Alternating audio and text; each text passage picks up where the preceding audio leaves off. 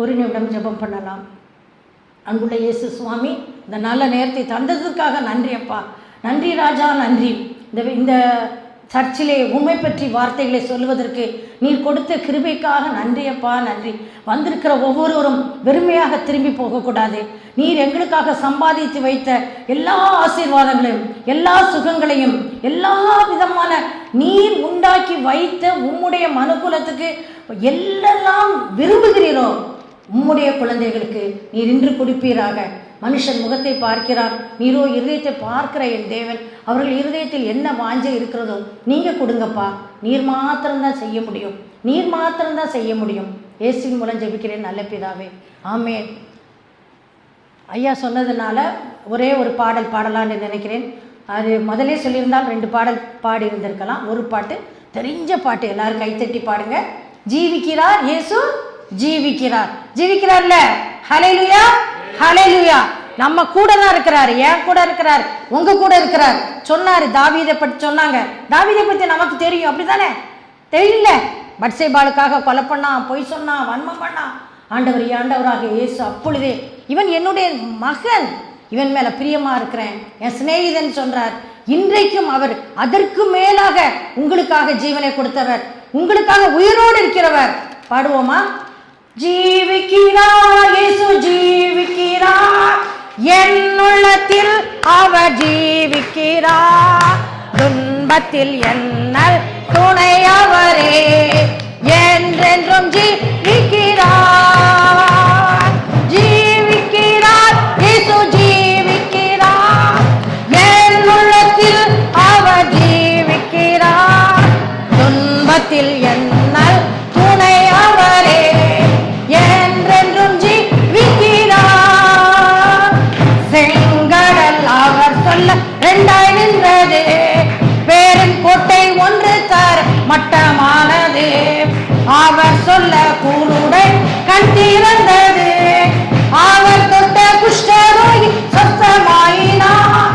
ஜீவிக்கிறார் இயேசு, ஜீவிக்கிறார் என் உள்ளத்தில் அவர் ஜீவிக்கிறார். துன்பத்தில் என்ன துணை அவரே, என்றென்றும் ஜீவிக்கிறார், என்றென்றும் ஜீவிக்கிறார். ஆமென். அதை அப்படியே விசுவாசிக்கிறோம். இன்னொரு பாடல் உங்களுக்கு எல்லாருக்கும் தெரிந்த பாடல். கரம் தட்டி சுரமண்டலங்களை வாசித்து ஆண்டவருக்காக பாடல் பாடும்போது அவருடைய மகிமை அப்படியே வந்து இறங்கும். நீங்கள் ஆராதிக்கிற தேவன் உங்களோடு கூடியிருக்கிறார். நீங்கள் தம்புரு வாசித்து, வீணைகள் வாசித்து நீங்கள் ஆண்டவரை ஆராதிக்கும் பொழுது இந்த நேரத்தில் அவர் இறங்கி வருவார். உங்கள் மனசுல என்ன இருக்குன்னு தெரியாது, ஆனா ஆண்டவராக இயேசுக்கு எல்லாம் தெரியும். இன்னொரு பாடல், வல்லமை உண்டு வல்லமை உண்டு. பாடல் தெரியுமா? சின்ன கோரஸ். நான் என் பேர் டாக்டர் கிருபா. நான் இந்த பாட்டை போகிற இடத்துல எல்லாம் சொல்லி கொடுப்பேன். அதை படிக்கலாமா? வல்லமை உண்டு வல்லமை உண்டு அற்புத வல்லமை. தெரியும் தானே? பாடுவோம். வல்லமை உண்டு உண்டு அற்புத வல்லமை இயேசுவின் இரத்தத்தால். வல்லமை உண்டு உண்டு அற்புத வல்லமை ஆட்டுக்குட்டி இரத்தத்தினால். ஆமென். வல்லமை உண்டு உண்டு அற்புத வல்லமை இயேசுவின் இரத்தத்தால். வல்லமை உண்டு உண்டு அற்புத வல்லமை ஆட்டுக்குட்டி இரத்தத்தினால். There is power, wonder working God in the blood of the Lamb. There is power, wonder working God in the blood of Jesus Christ. வல்லமை உண்டு உண்டு அற்புத வல்லமை இயேசுவின் இரத்தத்தால். வல்லமை உண்டு உண்டு அற்புத வல்லமை ஆட்டுக்குட்டி இரத்தத்தினால். எனக்கு கொடுக்கப்பட்ட நேரம் குறைவாக இருப்பதனால் நான் வேகமாக சொல்லுகின்றேன். ஆண்டவருடைய வேதத்துக்காக திரும்புவோம். ரெஸ்டோரேஷன். இந்த வருடத்தில் ஆண்டவர் உங்களுக்கு கொடுக்கின்ற வாக்குத்தத்தம் ரெஸ்டோரேஷன். இந்த ரெஸ்டோரேஷன் என்பது திரும்ப அள்ளி கொடுப்பவர். இங்கே உட்கார்ந்துருக்கிற நீங்கள் எல்லாருமே, நான் அப்படி படித்திருக்கலாம், என்னுடைய வாழ்க்கை அப்படி இருந்திருக்கலாம், நான் அப்படிதான் இருந்திருக்கணும், ஆனால் இப்படி ஆகிவிட்டதே நினைக்கலாம். ஏன்? ஆண்டவரால் அதற்கு மேலாக உங்களுக்கு திரும்ப கொடுக்க முடியும். நீங்கள் நினைப்பதற்கும் விரும்புவதற்கும் அதிகமாக செய்கிறவர், அதிகமாக செய்கிறவர். இன்றைக்கு உட்கார்ந்திருக்கிற ஒவ்வொருவருக்கும் நீங்கள் மனதிலே என்ன நினைக்கிறீர்களோ அதற்கு மேலாக ஆண்டவர் செய்வார். அதற்கு யாத்திராகமம் 3:14, நான் இருக்கிறவராகவே இருக்கிறேன். ஐ ஆம் ஹூ ஐ ஆம். இதில் NIVங்கிற டிரான்ஸ்லேஷன் சொல்லுது ஐ ஆம் ஹூ ஐ ஆம். ஆம்பிளிஃபைட் பைபிள் சொல்லுது ஐ ஆம் வாட் ஐ ஆம் and what I will be. What I will be. இதை நீங்கள் டீப்பாக பார்க்கும் பொழுது நான் இருக்கிறவராகவே இருக்கிறேன் தமிழில் போட்டு. ஆம்பிளிஃபைட் பைபிளில் பார்த்தீங்கன்னா ஐ ஆம் ஹூ ஐ ஆம் and what I will be. What I will be என்ன சொல்லுகிறது? இது என்ன சொல்லுகிறது? நம்முடைய மனுஷ வாழ்க்கை நேற்று ஒன்று, இன்றைக்கு ஒன்று, நாளைக்கு ஒன்று. ஆண்டவராகிய கடவுள், பிதாவாகிய தேவன் ஆதியிலே வானத்தையும் பூமியையும் படைத்தார். ஒரே வார்த்தையினாலே வெளிச்சம் உண்டாக கடவுளே என்று சொன்னால் வெளிச்சம் உண்டாயிற்று. சகலவற்றையும் படைத்தார் வார்த்தையினாலே. அதே ஆண்டவர் யோவான் 1:1, ஆதியிலே வார்த்தை இருந்தது, அந்த வார்த்தை தேவனிடத்தில் இருந்தது, அந்த வார்த்தை தேவனாய் இருந்தது. அவர்தான் 14வது வசனம், மாமிசமாகி கிருபையினாலும் சத்தியத்தினாலும் நமக்குள்ளே வாசம் பண்ணினார். உங்களுக்குள்ள வாசம் பண்றாரு, ஏன்குள்ள வாசம் பண்றாரு. என் தேவனே, என் தேவனே, ஏன் என்னை கைவிட்டீர் என்று உங்களுக்காக கதறினார், எனக்காக கதறினார். கிருபாவும் கதர்வா அப்படின்னு சொல்லி தான் கதறினார். அதே ஆண்டவர் இன்றைக்கு நம்மோடு கூட உயிரோடு கூட இருக்கிறார். ஒரு சில உதாரணங்களை பார்ப்போமா? ஆதியாகமம் 37:5-8. இப்போ பார்த்தீங்கன்னா யோசேப்பினுடைய சொப்பனம் வருகிறது. முதலாவது என்ன சொல்றான்? என்னை சுற்றி அரிக்கட்டு வணங்கி நின்றது. அது இரண்டாவது சொப்பனத்தில் பார்த்தீங்கன்னா சூரியன், சந்திரன், 11 நட்சத்திரங்களும் என்னை வணங்கியது. அப்போ அவங்களுடைய குடும்பத்தாரை அப்படியே மீன் பண்ணுது. உடனே சகோதரர்கள் இவன் மீது பொறாமை கொள்கிறார்கள். பொறாமை கொண்டோன்னே அவங்களுடைய வேலை ஆடு மாடு மேய்க்கிற வேலை. ஒரு தடவை மேய்ச்சிட்டு இருக்கும்போது ரொம்ப நாள் ஆயிட்டு, உடனே அப்பா கூப்பிடுறாரு, போய் பார்த்துட்டு வாப்பா அண்ணன்மாருடைய சுக செய்தியை. இவன் சந்தோஷமா போறான், பாலாடை கட்டி நட்ஸு எல்லாரும் அப்படி தானே அண்ணன்மாரெல்லாம் பார்க்கணும்னா தூக்கிட்டு போறான். ஆனால் அண்ணன்லாம் என்ன சொன்னாங்க? அந்த சொப்பனக்காரன் வாரான், இவனை கொன்று குழியில போட்டுருவோம், கொன்னே போட்டுருவான். அவன் சொப்பனம் என்ன ஆகுது? அப்படித்தான் நமக்கும் நம்ம வாழ்க்கையில் நடக்கும். இவன் அப்படி இருப்பேன் இப்படி இருப்பேன்னு சொன்னால இத்தனை துன்பங்களை கொடுப்போம், பிசாசு போட்டு அடிப்பான். அவன் என்னதான் செய்கிறான்னு பார்ப்போம், கொலையே பண்ணிடும். ஆமாம், விடமாட்டார் ஆண்டவர், விடமாட்டார். அந்த ஆலோசனையை, அகித்தோப்பின் ஆலோசனை அவமாக்கினவர் இந்த ஆலோசனையும் அவமாக்கினார். குழியில் போட்டாங்க. அவனை ட்ரெஸ்ஸை ஒரு ஆட்டு ரசத்தில் துவைச்சிட்டு அப்பட்ட போய் கொடுத்தாங்க, இறந்து விட்டான். எப்படி பீருண்டு இறந்தானா? அவர்களுக்கு தெரியும், இல்லை நான் குழியில் போட்டேன். குழியில் போட்டோன்னு என்ன செஞ்சாங்க? அவன் என்ன பண்ணியிருப்பான்? குழியில் போட்டும் போது ட்ரெஸ்ஸை கலட்டிட்டாங்க. யோசேப்பினோட ட்ரெஸ்ஸு கலட்டப்பட்டது. எவ்வளோ கெஞ்சிருப்பான், ஐயோ என் அப்பா அம்மா செய்து கொடுத்தது, என்னைட்ட ட்ரெஸ்ஸை கலட்டிடாதீங்க. ட்ரெஸ்ஸு தான் மானம், ட்ரெஸ்ஸு தான் மரியாதை. இன்னைக்கு நாம் அடிபடும் பொழுது, நம்மளை யாராவது நிந்தையாக பேசும் பொழுது, நாம் செய்யாததை சொல்லும் பொழுது கண்ணீர் வடிக்கிறோம். என்னுடைய மானம் போகின்றதே என்று அழுகிறோம். யாருக்கும் தெரியல, யாரும் காப்பாற்ற மாட்டாங்க. யோசேப்பை காப்பாற்றலை. ஒரு தடவை ட்ரெஸ் அவுத்தாச்சு, ரெண்டாவது தடவை அவனை போத்திபார்ட்ட வித்தாச்சு. போத்திபார்க்கு மனைவின் மூலமாக துன்பம் வரும் பொழுது, துன்பம் சோதனை வரும் பொழுது பாவம் நான் செய்ய மாட்டேன். அப்பொழுது என்ன பண்ணுறான்? தான் ட்ரெஸ்ஸையே விட்டுட்டு போயிட்டான், தன்னுடைய மேல் அங்கேயே விட்டுட்டு போயிட்டான். ரெண்டாம் தான் இதில் எவ்வளோ கொடுமை இல்லை? அதற்காக அவனை மறுபடியும் குழியிலே போட்டு விட்டார்கள்.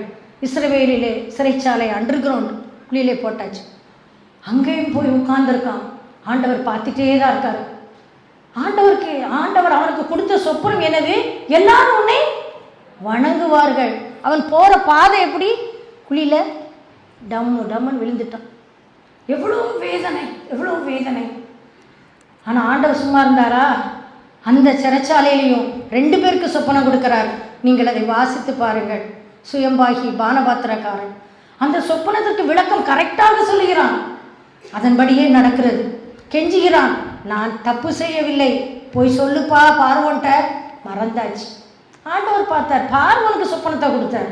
அர்த்தம் முடியல. உங்களுக்கு அந்த சொப்பனம் தெரியும், 7 பசுமாடு வருது, நல்லா அழகா இருக்கு. அப்புறம் 7 அவலட்சணமான மாடு வருது, அதை சாப்பிட்டுட்டோம், அப்படியே தான் இருக்கு. 7 நல்ல கதிர், அப்புறம் அவலட்சணமான சாவியான கதிர், அதை சாப்பிட்டுட்டு அப்படி தான் இருந்தது. ராஜாவுக்கு அர்த்தம் தெரியல. யார் சொல்லுவா, யார் சொல்லுவா? குறி சொல்றவங்களை கூப்பிடுங்க, மந்திரவாதிகளை கூப்பிடுங்க, அஸ்ட்ராலஜி அது இதுன்னு எல்லாத்தையும் கூப்பிடுங்க, ஒருத்தருக்கும் சொல்ல தெரியல. கடைசி ஞாபகம் வருது, ஒரு பிள்ளையாண்டான் இருக்கிறான், எபிரேய பிள்ளையாண்டான், சிறைச்சாலையில் இருக்கான். கூட்டு வாங்கப்பா, ட்ரெஸ் போட்டு வரான். அதை நீங்கள் வாசித்து பாருங்க, எவ்வளோ பாவம். ஆனால் அவன் வந்து ஆண்டவருடைய அபிஷேகத்தினாலே, பரிசுத்த ஆவியினாலே, உன்னுடைய சொப்பனத்தில் வந்ததுக்கு அர்த்தம் இதுதான் சொன்னவுடன் ராஜா என்ன செய்கிறார்? எழும்பி விட்டார். தன்னுடைய சரப்பணியை எடுத்து போடுகிறார், தன்னுடைய முத்திர மோதிரத்தை எடுத்து போடுகிறார். ட்ரெஸ்ஸு, ராஜ வஸ்திரம். 2 வாட்டி ட்ரெஸ்ஸு போயிட்டுன்னு கதறீங்களா? 2 வாட்டி என் மானம் மரியாதை போனது என்று கதறீங்களா? ஆண்டவர் கொடுக்கின்ற வஸ்திரம் ராஜ வஸ்திரம், மெல்லிய வஸ்திரம். ஹல்லேலூயா, ஹல்லேலூயா. ராஜ வஸ்திரம் நீங்க பாத்தீங்கன்னா படத்துல ராஜ வஸ்திரம், அது விலையுயர்ந்த வஸ்திரம். அவனுக்கு சாதாரண பலவர்ணம் இங்கே கலட்டினாங்க, ஆண்டவர் கணக்கெழுதி வச்சுட்டார். கிருபாவுடைய துன்பத்திற்கு அவர் கணக்கெழுதி வைத்திருப்பார். உலகத்தில் யாராலையும் திருப்பி கொடுக்க முடியாது. திருப்பி கொடுக்கிறவர் அவர் மட்டும்தான் பிரியமானவர்களே. ஏனென்றால் அவர் தான் உங்களை முழுமையாக நேசிக்கிறவர், தாயிலும் மேலாக நேசிக்கிறவர், தந்தைக்கு மேலாக தூக்கி சுமக்கிறவர். அவனுக்கு அவ்வளோ அழகான ட்ரெஸ்ஸு. இஸ்ரவேலில் பார்த்தீங்கன்னா அவன் கெட்டின மாதிரி அந்த குடோன் யாருமே கட்ட முடியாது. அந்த காலத்தில், இந்த காலத்தில் கூட அந்த ஆர்கிடெக்ட் இல்லை. மேலே போட போட எல்லா தானியங்களும் 7 இயர்ஸ் உள்ள இருக்குது. கெடாமல் திருப்பி கொடுக்கிறான், எல்லாரையும் போஷிக்கிறான், எல்லாரையும் போஷிக்கிறான். அதற்கப்புறம் அவனுடைய சொப்பனம் நிறைவேறுகிறது. எல்லாரும் அவனுடைய அண்ணன் எவ்வளோ பண்ணாங்களோ அவர்கள் வந்து விழுகிறார்கள் காலில். ஆண்டவர் ரெஸ்டோர் பண்ணுறார். இன்றைய வருஷம் உங்களுக்கு ரெஸ்டோரேஷன், இந்த வருஷம் எனக்கு ரெஸ்டோரேஷன். நான் எதையெல்லாம் இழந்தேன்னு நினைக்கிறேனோ, எதையெல்லாம் இழந்தேன்னு நினைக்கணும். சுகத்தை இழந்தேனா? என்னுடைய படிப்பில் நான் படிப்பை இழந்தேனா? என்னுடைய வேலையை இழந்தேனா? எனக்கு மைண்டே இல்லையே என்று இழந்தேனா? எல்லாவற்றையும் திருப்பி கொடுக்க அவரால் மாத்திரம்தான் முடியும். அவர் தான் உங்களுக்காக ஜீவனை கொடுத்தவர், எனக்காக ஜீவனை கொடுத்தவர், இன்றும் உயிரோடு இருக்கிறவர், இன்றும் உயிரோடு இருக்கிறவர். பிரியமானவர்களே, நிறைய ரெஸ்டோரேஷன் பார்க்கலாம், டைம் ஆகிவிட்டது. ரூத்து பார்க்கலாம். ரூத் பார்க்கும் பொழுது, ரூத்து எழுதின புத்தகம் 1வது அதிகாரத்திலே எலிமெலேக்கு, நகோமி, மக்கள் பேர் மக்லோன், கிளியோன். அவங்க எங்கே இருக்கிறாங்க? யூதாவில் உள்ள பெத்லெகேம், எப்பிராத்தா, இந்த ஊர்லேருந்து எங்கே போயிட்டாங்க? மோவாப். மோவாப்புக்கு போன பிறகு என்ன நடந்தது? எல்லாரும் இறந்துட்டாங்க, ஆண் மக்கள் எல்லாம். திரும்பி வராங்க, திரும்பி அதே யூதால அதே பெத்லெகேமுக்கு வராங்க. வரும் பொழுது யூதா பெத்லெகேம் எல்லாம் அப்பத்தின் வீடு, அதை மறந்துட்டு மோவாப் தேசத்துக்கு போயிட்டாங்க. திரும்பி வராங்க. நம்ம வாழ்க்கையில் கூட சில நேரங்களில் ஆண்டவரை மறந்து எப்படி இல்லாமல் சுற்றிட்டு திரும்ப வரும். இழப்புகள் மத்தியில், வேதனைகள் மத்தியில், ஒருவேளை நம்மளுடைய சொந்தக்காரர்களே நம்மளை அடித்திருக்கலாம், துன்பப்படுத்தி இருக்கலாம், காயப்படுத்தி இருக்கலாம். திரும்பி ஆண்டவர்கிட்ட வந்து அவருடைய பாதத்தில் கதறும் பொழுது, எனக்காக கதறினவர், முடிந்தது என்று சொல்லி கதறினவர், சிலுவையிலே முடிந்தது, உனக்காக எனக்காக தான் முடிந்தது என்று சொன்னார். அந்த சிலுவையிலே எல்லாவற்றையும் செய்து முடித்தவர் அவர் மட்டும்தான் எனக்கு அதை திருப்பி கொடுக்க முடியும். அதே யூதா தேசத்திலே அதே பெத்லெகேமுக்கு வரும் பொழுது அதே ரூத்து மூலமாக அவள் தற்செயலாய் போகிறாள். அந்த நிலம் போவாஸினுடையது. அந்த போவாஸுக்கு அப்புறம் உங்களுக்கு தெரியும், அந்த போவாஸ், ரூத், அந்த சந்ததியில் தான் தாவீது வருகிறார். எவ்வளோ பெரிய ஆசீர்வாதம், எவ்வளோ பெரிய ஆசீர்வாதம். யாராலையும் ரெஸ்டோரேஷன் பண்ண முடியாது. நான் நகோமி இல்லை, நான் மாறா, ஏன் என்னை நகோமி என்று கூப்பிடுகிறீர்கள்? நகோமி என்றால் சிரிப்பு, மாறாள் என்றால் கசப்பு. தேவன் எனக்கு கசப்பை தந்து விட்டாரே, கசப்பை தந்து விட்டாரே. இல்லை பிரியமானவர்களே, எல்லாத்தையும் ரெஸ்டோர் பண்ணுவார். இந்த வருடம் ரெஸ்டோர் பண்ணுவார். யாராவது நினைத்திருப்பார்களா? ரூத்துக்கு ஒரு பெரிய பணக்கார், அதே அதே எலிமெலேக்கு தலைமுறை தாவீதை பெற்றெடுக்கிறார் தாத்தாவாக. ரூத்து மாறினார் பிரியமானவர்களே. மறுபடியுமாக உங்களுக்கு சொல்ல வேண்டியது ரெஸ்டோரேஷனில் இன்னொன்று பார்க்கலாம். ஆண்டவர் நமக்காக என்ன செய்கிறார்? 2 ராஜாக்கள் 4:8.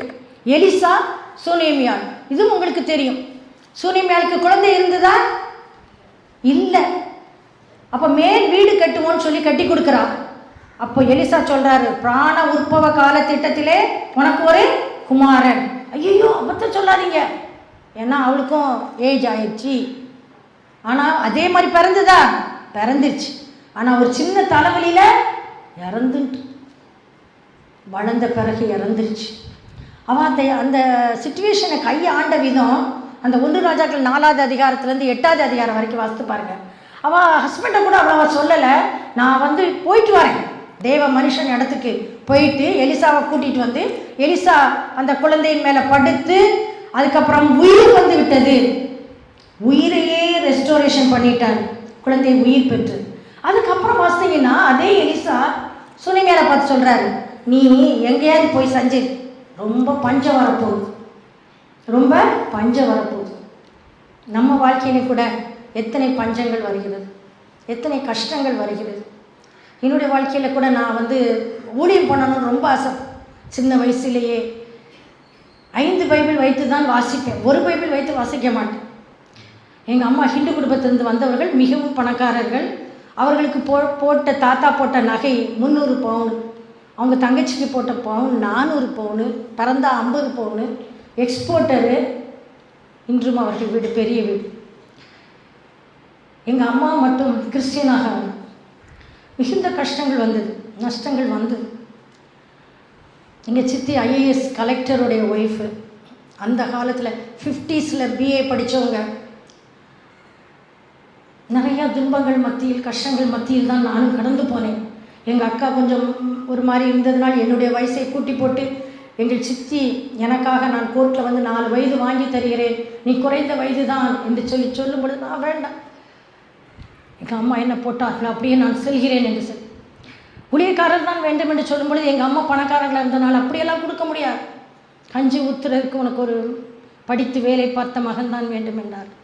அப்படியே நடந்தது. சரி, இவர்கள் ஊழியம் செய்வேன் என்று சொன்னார்கள். ஆனால் நாட்கள் கடந்தது. எங்கள் மாமா கண்டிப்பாக வேலை பார்க்க வேண்டும் என்று சொன்னார். அவங்க குடும்பத்தில் சில பிரச்சனைகள் வந்தது. அவங்க தம்பி திருச்சியில் வேலை வாங்கினார்கள் பரிதானம் கொடுத்து. ஆனால் நான் பரிதானம் கொடுக்க மாட்டேன், வாங்க மாட்டேன் என்று சொல்லி, என்ன நம்ம ஊழியம் செய்வோம் தானே சொன்னோம். இப்பொழுது திருமணம் ஆகும் 15 வருடம் கழித்து வேலைக்கு போக வேண்டும் என்று சொல்கிறார். என் வீட்டில் ஒரு ப்ரேயர் ரூம் வைத்திருக்கிறேன், அதில் கதறினேன், என்ன ஆண்டவரே அப்படின்னு சொல்லி. ஒரு தரிசனம் கிடைத்தது. எல்லாவற்றையும் இதில் நான் விளக்கமாக எழுதியிருக்கிறேன். அதன்படியே எனக்கு வேலை கிடைத்தது. வேலைக்கு சென்றவுடன் இவர்களுக்கு ஒரு வியாதி வந்தது. இவ்வளோ பெரிய குடலில் 1000 ஓட்டை, எது சாப்பிட்டாலும் செரிக்காது, ரத்தமும் சலமும் ஆகும். அப்பொழுது நான் கேட்டேன், என் கூடயே அண்ணன் தம்பி பிறக்கலை, எனக்கும் பையன் பிறக்கலை, இந்த பொல்லாத உலகத்தில் எவ்வளோ பைபிள் வாசித்தேன், மனப்பாடம் எழுதி எழுதி எழுதி எழுதி நோட்டாக வைத்திருப்பேன், எல்லாம் எங்கே போனது? உண்மை பற்றி தான் சொல்லணும், என் வாழ்க்கையில் ஆசை எங்கே போனது? என்னுடைய ப்ரேயர் ரூமில் அழுது அழுது அழுது அழுது ஜெபம் பண்ணினேன். இந்த அனாதையாக ஆகுவதற்காகவா இவ்வளோ வார்த்தைகளை நம்பினேன்? ஆண்டவர் அதிலேயும் ஒரு தரிசனம் தந்தார். இதில் எழுதியிருக்கிறேன், முடிந்தவுடன் வேணுங்கிறவங்கள் வாங்கி கொள்ளுங்கள். வார்த்தையை கேட்டது, கர்த்தரையே தாபரமாக கொண்டபடியால் அவரே உனக்காக எல்லாவற்றையும் செய்து முடிப்பார். உன்னை உச்சிதமான கோதுமையினாலும் கண்மலையிலிருந்து வரும் தேனினாலும் நான் உன்னை போஷிப்பேன். இந்த வசனம் அப்படியே இறைச்சலுக்கு மத்தியில் கேட்டது. வீட்டிலிருந்து போகும்போதே டெட் பாடி மாதிரி தான் குளிர்ந்து கால் மடங்காமல் தான் ஆஸ்பத்திரியில் போய் அங்கேயும் நான் ஆப்ரேஷன் பண்ண விடாமல் நாட்கள் கடந்து எங்கள் அக்காட்ட போய் சொன்னேன், இது என்ன பிதற்றுகிறார்? அத்தை சொன்னார்கள், பிதற்றுகிறார். ஆனாலும் நான் மட்டும் நம்பினேன். அவங்கள பார்த்தேன், உங்களுக்கு ஆப்ரேஷன் நடக்காது, ஆனால் ஸ்கூலுக்கு போய் கையெழுத்து போட வேண்டும், போட்டுவிட்டு வந்தேன். போகும்போது ஒரு ஃபோன் கால், வரும்போது ஒரு ஃபோன் கால். விவரமாக நான் அதில் எழுதியிருக்கிறேன். ஆனால் 2வது ஃபோன் காலில் டாக்டர் சொன்னார், உங்களுடைய ஹஸ்பண்டை நாங்கள் ஆஸ்பத்திரிக்கு எடுத்து போய்விட்டோம். ஆனால் இன்றைக்கு நாங்கள் பார்த்த சிடியில் ஒரு ஓட்டை இல்லை. ஹல்லேலூயா! நேற்று பார்த்த சீடியில் 1000 ஓட்டை, சாப்பிட்டால் செரிக்காது இரத்தமும் சலமும். இன்றைக்கு ஓட்டை இல்லை. இயேசு ஜீவிக்கிறார், இயேசு ஜீவிக்கிறார். நம் பாவங்களுக்காக சிலுவையை தூக்கினவர் இன்று உங்களோடு கூட இருக்கிறார். எனக்காக மட்டும் தூக்கவில்லை. பிரியமானவர்களே, இதை கேட்டுக்கொண்டிருக்கிற உங்கள் எல்லாருக்கும் உங்கள் வாழ்க்கையிலும் வேற கஷ்டங்கள் வரலாம். எனக்கும் இப்பொழுது கஷ்டங்கள் இருக்கிறது, நஷ்டங்கள் இருக்கிறது, கண்ணீர் இருக்கிறது. ஆனால் ஒன்று மாத்திரம் தெரியும், சிறைச்சாலையின் கதவுகள் திறக்கப்படும். பவுலும் ஷீலாவும் பாடும் பொழுது கட்டுகள் அவிழ்க்கப்படும். உங்களுடைய கட்டுகள் அவிழ்க்கப்படும், என்னுடைய கட்டுகள் அவிழ்க்கப்படும். டாக்டர்ஸே நம்பவில்லை. 1 வாரம் இட்லி கொடுங்க, அது கொடுங்க, இது கொடுங்க. வீட்டுக்கு வரும்பொழுது துள்ளி குதித்து வந்தார்கள். எல்லா புறமதஸ்தர்களும் இதே வியாதியில் கூட அட்மிட் ஆனவர்கள் 2 பேர், இவர்களோடு சேர்த்து 3. ஒருவர் இறந்து போனார், ஒருவர் இன்றும் கோடிக்கணக்கில் செலவழித்து கொண்டே இருக்கிறார். வீடை விற்று, நகையை விற்று, இன்னும் சுகமாகவில்லை.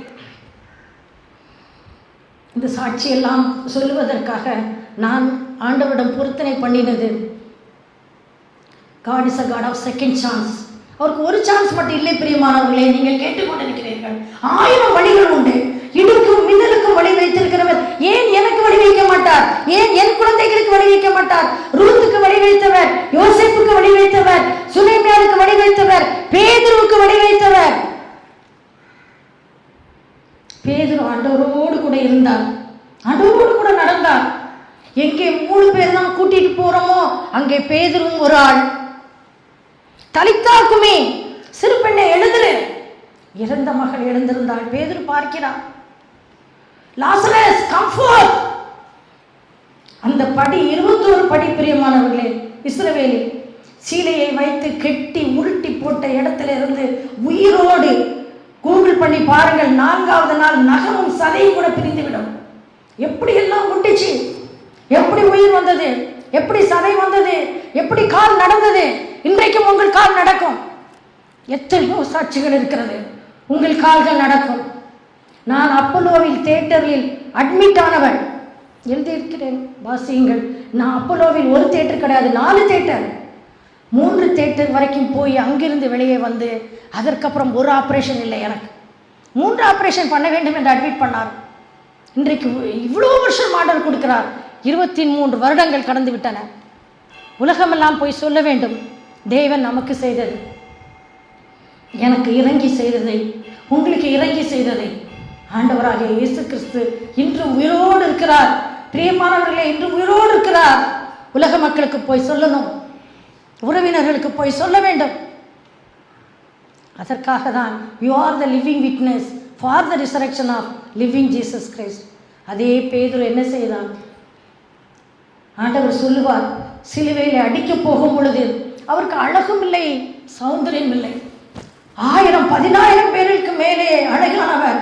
அதை நீங்கள் இமேஜின் பண்ணி பாருங்கள் பிரியமானவர்களே. அவருடைய அழகு உன்னத பாட்டில் இருக்கிறது. முடி சுருள் சுருளானவர், கண்ணங்கள் தங்க கலர், காலு எல்லாம் வர்ணித்திருக்கிறது. ஆனால் இன்னைக்கு அந்த கேடு அடைந்தவரால் அவரை அடித்து துன்பப்படுத்தும் பொழுது அவருடைய வல்லமை அறிந்த பேதுரு, உண்மை நான் அறியேன், உண்மை நான் அறியேன், அந்த மனுஷனை நான் அறியேன், சபிக்கவும் சத்தியம் பண்ணவும் தொடங்கினார். அதற்காக ஆண்டவர் விட்டு விட்டாரா? விட்டு விட்டாரா? என் கூட தான் வந்தா இந்த மகா, இந்த பையன் இன்னைக்கு தெரியலன்னு சொல்றா. மனுஷர்கள் அடிப்பார்கள், ஆனால் ஆண்டவரோ திரும்பி பார்க்கிறார். என் மகனே திரும்பி பார்க்கிறார். இந்த சாதி நீந்தான் திறவுகோல், நீந்தான் திருச்சபைக்கு அஸ்திவாரம். இன்றைக்கு இங்க உட்கார்ந்திருக்கிற உங்களுக்கு அந்த திறவுகோலை ஆண்டவர் தருகிறார். நீங்கள் தான் அஸ்திவாரம். அநேகருக்கு ஆசீர்வாதமாக இருக்க போகிறீர்கள், அநேக திருச்சபைகளுக்கு ஆசீர்வாதமாக இருக்க போகிறீர்கள். நீங்கள் தான் அந்த பேதுரு. திறவுகோலை ஆண்டவர் உங்களுக்கும் உங்கள் சந்ததிக்கும் கொடுக்கிறார். அதை யாராலும் பிடிக்க முடியாது.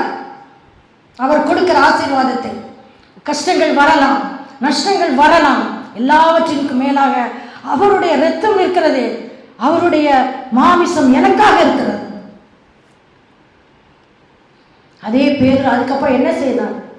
அப்படியே நடந்து போனாலே எல்லா சுகம், மரித்தவர்களை உயிரோடு எழுப்பி, அதற்கு நான் தான் சாட்சி, நான் தான் சாட்சி. பரிசுத்த ஆவியானவர் அவர் மீது வந்த பிறகு நமக்கும் அதே பரிசுத்த ஆவியானவரை தருகிறார். அதே பரிசுத்த ஆவியானவரை தருகிறார். பெற்றுக்கொள்ளுங்கள். இல்லாவிட்டால் கஷ்டங்கள் வரும்பொழுது விழுந்து விடுவோம். பெற்றுக்கொள்ளுங்கள் பிரியமானவர்களே. அவர்கள் மேல் ஊதி பரிசுத்த ஆவியை பெற்றுக்கொள்ளுங்கள் என்றார் யோவான் 20வது அதிகாரத்திலே. இன்றைக்கு அதே தான் சொல்கிறார். உங்கள் மேல் ஊதி, என் மீது ஊதி பரிசுத்த ஆவியை பெற்றுக்கொள்ளுங்கள். உங்களுக்கு ஒரு சின்ன ரூம் வைத்துக் கொள்ளுங்கள், இல்லாட்டால் ஒரு இடம் போதும். ஆண்டவரை நோக்கி கதறுங்கள். என்னையும் நிரப்பும், உம்முடைய பரிசுத்த ஆவியினால் என்னையும் நிரப்பும். பிதா, குமாரன், பரிசுத்த ஆவி ஒன்று யோவான் 5வது அதிகாரத்திலே மூவரும் எப்படி இருக்கிறார்களே அப்படியே எழுதியிருக்கிறது. ஒரே கடவுள், பிதா, குமாரன், பரிசுத்த ஆவி. எப்படி சூரியன் அது வெளிச்சம் கொடுக்கிறது, ஹீட் கொடுக்கிறது, அட்டாமிக் எனர்ஜி இருக்கிறது, ஒரே சூரியன். அதே மாதிரி தான் நம்முடைய ஆண்டவர் இன்றைக்கு உங்களுக்காக இந்த இடத்தில் வந்திருக்கிறார். உங்கள் மனதில் என்ன இருக்கிறதோ நீங்கள் கேளுங்கள் பெரியமார்களே. யாராயிருந்தாலும் எனக்கும் இந்த பரிசுத்த ஆவியை தாங்க, என்னையும் இந்த ரத்தத்தினால கழுவுங்க. எனக்காக தானே மறிச்சிங்க. இன்றைக்கு நாம் செய்ய வேண்டியது கலாத்தியர் 3:13. மரத்திலே தூக்கப்பட்ட எவனும் சபிக்கப்பட்டவன், கிறிஸ்து நமக்காக சாபமாகி நியாயப்பிரமாண சாபத்திற்கு நம்மை நீங்களாக்கி மீட்டு கொண்டார். அன்றைக்கு நீங்க யோபுவோடு பேசுனீங்க, யோபுக்கு எல்லாம் திருப்பி கொடுத்தீங்க. பேதுருவோடு பேசுனீங்க, எல்லாம் திருப்பி கொடுத்தீங்க. சூனேமியாளுக்கு தீர்க்கதரிசி வச்சு பேசுனீங்க, திருப்பி கொடுத்தீங்க. யோசேப்புக்கு சொப்பனம் மூலமாக, தரிசனம் மூலமாக பேசுனீங்க, அவ்வளோத்தை ரெஸ்டோர் பண்ணீங்க. இன்னைக்கு எப்படி எனக்கு ரெஸ்டோர் கிடைக்கும்? இன்றைக்கு நான் இதை இழந்திருக்கிறேனே, இவ்வளோ நகை இழந்தனே, வியாபாரத்தை இழந்தனே, சொத்தை இழந்தனே, வாலிபத்தை இழந்தனே, பணத்தை இழந்தனே. இன்றைக்கு நமக்கு அவர் திருப்பி கொடுப்பது கலாத்தியர் 3:13. மரத்திலே தூக்கப்பட்ட எவனும் சபிக்கப்பட்டவன், ஆண்டவர் எனக்காக சாபமானார். என்னுடைய சாபத்தை மாற்றுவதற்கு தான். கிருபாவை பார்த்தாலே சாபமாக இருக்க, ஆமாம், வியாதியாக வருது, கஷ்டம் வருது, பிள்ளைகள் மூலமாக நஷ்டம் வருது. எனக்காக அவர் சாபமானார். அதிலிருந்து நம்மளை மீட்டு கொண்டார். இரண்டாவதாக எபேசியர் 3:2-17. விசுவாசத்தினாலே கிறிஸ்து உங்கள் இருதயங்களில் வாசமாயிருக்கிறார். இதை மனப்பாடம் செய்யுங்கள் பிரியமானவர்களே. எபேசியர் 3:2-17 வசனம் வரைக்கும் வாசியுங்கள். இந்த வசனத்தை மனப்பாடம் செய்யுங்கள். விசுவாசத்தினாலே கிறிஸ்து என்னுடைய இருதயத்திலே வாசமாயிருக்கிறார். விசுவாசத்தினாலே கிறிஸ்து என்னுடைய இதயத்திலே வாசமா இருக்கிறார். இன்றைக்கு கூப்பிடுவோம், இயேசுவே என்னுடைய இதயத்திலே வாங்க, இயேசுவே என்னை ஆளுகை செய்யுங்க. என்னுடைய ஒவ்வொரு டிஎன்ஏவும், என்னுடைய ஒவ்வொரு ரத்தமும் நீர்தான். விசுவாசத்தினாலே கிறிஸ்து எனக்குள்ளே வாசமா இருக்கிறார். மூன்றாவதாக யோவான் எழுதின சுவிசேஷம் 20வது அதிகாரம், அதை முழுவதும் வாசிக்கும் பொழுது அவர் உயிரோடு எழுந்து விட்டார். என்ன சொல்லுகிறார்? அவரை நினைவு கூறுங்கள். அவர் பிக்கப்பட்ட சரீரம் எனக்காக தான், அவர் சிந்தின ரத்தம் எனக்காக தான். என்னை நினைவு கூறும்படி இதை செய்யுங்கள். கொரோனா காலத்தில் சர்ச்சைக்கே வராமல் இருக்கும் பொழுது நிறைய ஊழியக்காரர்கள் சொல்லிக் கொடுத்தார்கள், விட்டு விடாதீர்கள், உங்கள் வீட்டில் ஜெப அறையை வைத்து உங்களிடம் உள்ளதை பிரேயர் பண்ணி கம்யூனியன் எடுங்கள். இன்னைக்கு சர்ச்சைக்கு வருகிறோம், ஞாயிற்றுக்கிழமைகள் கொடுக்கப்படுகிறது. இதுதான் உனக்காக சிந்தப்பட்ட என்னுடைய ரத்தம், இதுதான் உனக்காக பிற்கப்பட்ட என்னுடைய சரீரம். எடுங்கள் பிரியமானவர்களே. எந்த கஷ்டமாக இருந்தாலும் பிரேயர் பண்ணும்பொழுது மாற்றுகிறவர் அவர்தான், ஜீவனோடு இருக்கிறவர் அவர்தான். இன்றைக்கு கண்டிப்பாக செய்வார். ஆண்டவருடைய பிரசன்னம் இந்த இடத்தில் இருக்கிறது. எனக்கும் செய்வார், உங்களுக்கும் செய்வார். வல்லமை உண்டு, அற்புத வல்லமை இயேசுவின் இரத்தத்தால். வல்லமை உண்டு, அற்புத வல்லமை ஆட்டுக்குட்டியின் இரத்தத்தினால். There is power, wonder working power in the blood of the Lamb. There is power, wonder working power in the precious blood of the Lamb. வல்லமை உண்டு, அற்புத வல்லமை இயேசுவின் இரத்தத்தால். வல்லமை உண்டு, அற்புத வல்லமை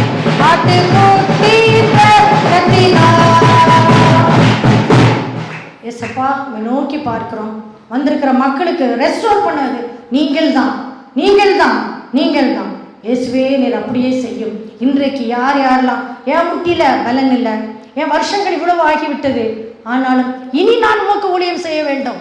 மான்காலை கொடுங்க பிரியமானவர்களே, கழுகு கண்களை கொடுங்க பிரியமானவர்களே. கழுகுக்கு ஒரு 70 இயர்ஸ் போனாலும் அடுத்த 70 இயர்ஸ் நீங்க கொடுக்குறீங்க, நீங்க கொடுக்குறீங்க. சில கழுகுகளுக்கு எங்களுக்கு கொடுங்கப்பா. இந்த பிள்ளைகள் உண்மை பற்றி சொல்லட்டும். இன்றைக்கு யார் யார் நான் எனக்கு இத்தனை வயதாகி விட்டது, இனிமேல் நான் ஆண்டவருக்காக தான் ஓட வேண்டும், கொடுங்க. உம்முடைய DNA இறங்குவதாக, இயேசுவின் ரத்தம் இறங்குவதாக, இயேசுவின் சரீரம் இறங்குவதாக, அவர்களை புதுப்பிப்பதாக, என் மீதும் இறங்குவதாக, புதுப்பிப்பதாக. நன்றி அப்பா. இடது கையில் ஐஸ்வர்யம், கனம், மகிமை பெற்றுக்கொள்ளுங்கள் பிரியமானவர்களே. நானும் பெற்றுக்கொள்கிறேன். இயேசுவின் மூலம் ஜெபிக்கிறேன் நல்ல பிதாவே. ஆமென், ஆமென்.